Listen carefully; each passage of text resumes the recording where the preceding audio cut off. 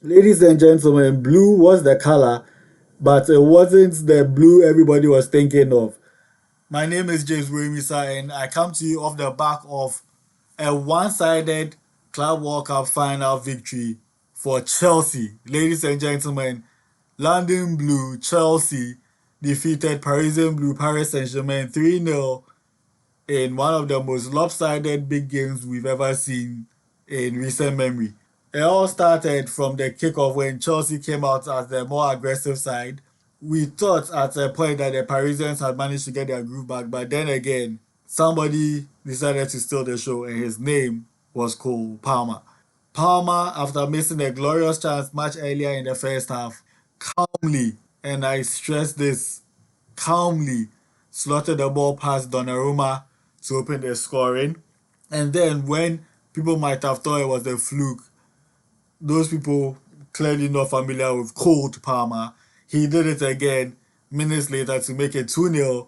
And then the icing on the cake provided a beautiful assist for someone who is fast becoming the new darling boy of Stamford Bridge. And he hasn't even been to Stamford Bridge as a Chelsea player yet. I'm talking about the one, the only João Pedro, who put the ball past Donnarumma to make it 3-0 in the first half. There was no real need for Chelsea to attack in the second half, but they came out firing again. When Pedro went off and was replaced by Delap, you could tell that the hunger was still there.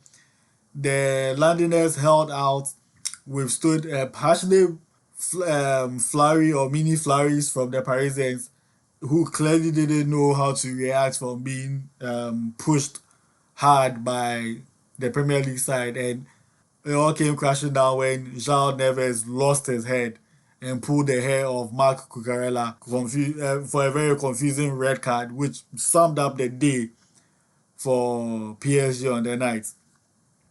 Congratulations to Chelsea, the new Club World Cup winners. You can understandably expect that they will be riding a huge wave of momentum, not just as a result of their exploits in this competition, but following the way they ended last season with the annexing of the Europa Conference League crown and all that as well. And now I ask the question again. You may have caught me asking this in one of my recent videos when we were talking about the PSR angle with Chelsea, and me also stressing again in the last video I did on the which was the preview of this Club World Cup final. But would Chelsea really just be settling for the top four come the start of the new Premier League season, or would they be gunning for the big one, the Premier League itself, and then possibly the Champions League trophy as well? Time will tell, but for me, I don't think Chelsea are just settling for the top four. I think they are going to be really strong contenders because now they've got firepower to back up both the steel and the flair that they possess. In addition to the obvious exploits from Cole Palmer on the pitch, for me, my man of the match was Malo Gusto. Of course, there's another strong shout for Sanchez, who reminded everybody why he is Chelsea's first choice keeper with save after save after save.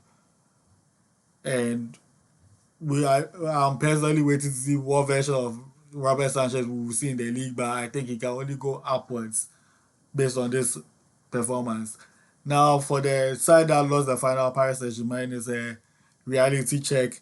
It allows them to reevaluate what has gone wrong today and then hopefully work on their kinks and then try and defend their UEFA Champions League crown. Naturally, they would have wanted to annex this crown to add to the domestic trouble and the Champions League that they already had. But then again, they always have the UEFA Super Cup to win, so they can easily bounce back from this obvious letdown and then put a smile once again on the faces of their fans. But guys, let me know in the comment section who impressed you the most from this final. Who was the major letdown for you? For me, my flops of the match, it won't be flops of the match. Apart from the obvious fall guy, João Neves, for his needless red card, I think a fellow Portuguese player, Nuno Mendes, will be my flop of the match. People might argue Kvaratskhelia, people might argue Ousmane Dembele. Due was impressive, I'll give him that, so I'll take him off this list. Vitinha was trying his best to make things happen. Fabian Ruiz was rattled, but tried as much as possible to also keep the flow of the game going. Marquinhos did his thing at the back. He wasn't really held by the rest of his back four, but then again, it was Chelsea who were brilliant. So guys, let me know, who do you think was the star performer from the game? Who do you think was the flop from the game? And what you expect from both these sides come the start of their respective leagues and major European competition that they find themselves in, the UEFA Champions League.